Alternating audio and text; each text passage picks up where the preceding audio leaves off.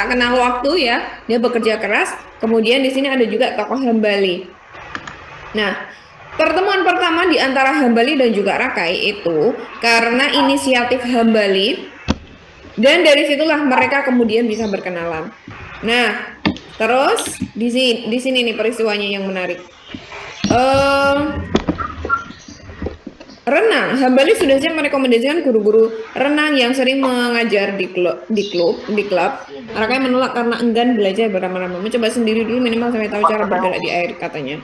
Tapi kalau nonton tidak akan bisa kalau hanya nonton. Jadi harus mencoba. Nah, disinilah perkenalan mereka lebih intens ya.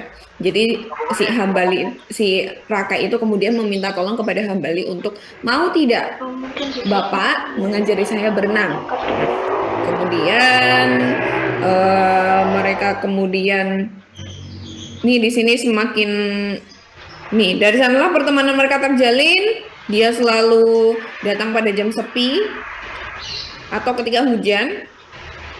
Setelah belajar berminggu-minggu dan akhirnya bisa menempuh 50 meter, memakai gaya katak seadanya serta 25 meter gaya bebas. Rakai baru berpindah ke tangan pelatih betulan. Jadi di awalnya si Rakai itu dilatih oleh Hambali sampai akhirnya dia bisa berenang. Kemudian sepanjang sejarah bekerja sebagai kolam renang baru kali itu.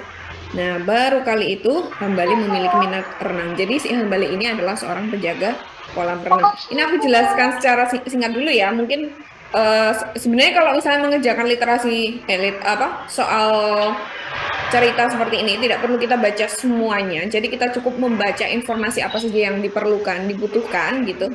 Apa sih yang dibahas di dalam teks ini? Sebenarnya ada siapa saja tokohnya, konfliknya apa, peristiwanya apa, cukup seperti itu sebenarnya.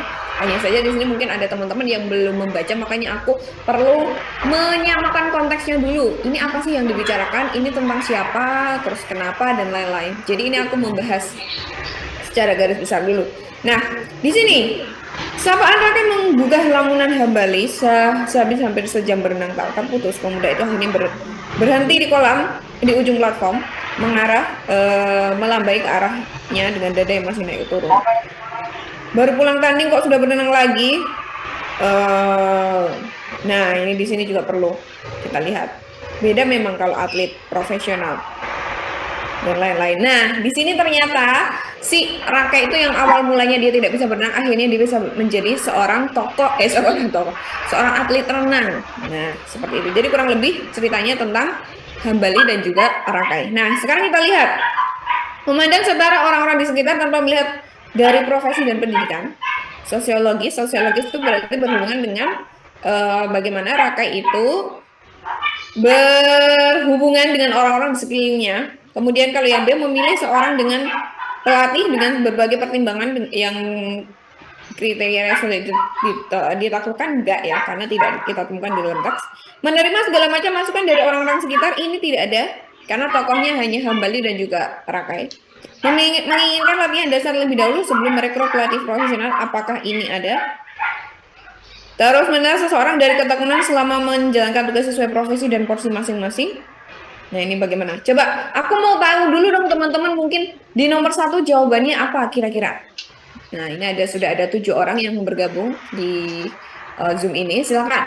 Nomor 1 kira-kira apa teman-teman? Menurut teman-teman dari garis besar cerita yang tadi sudah aku sampaikan juga dan mungkin teman-teman juga sudah membaca, kira-kira nomor 1 itu apa?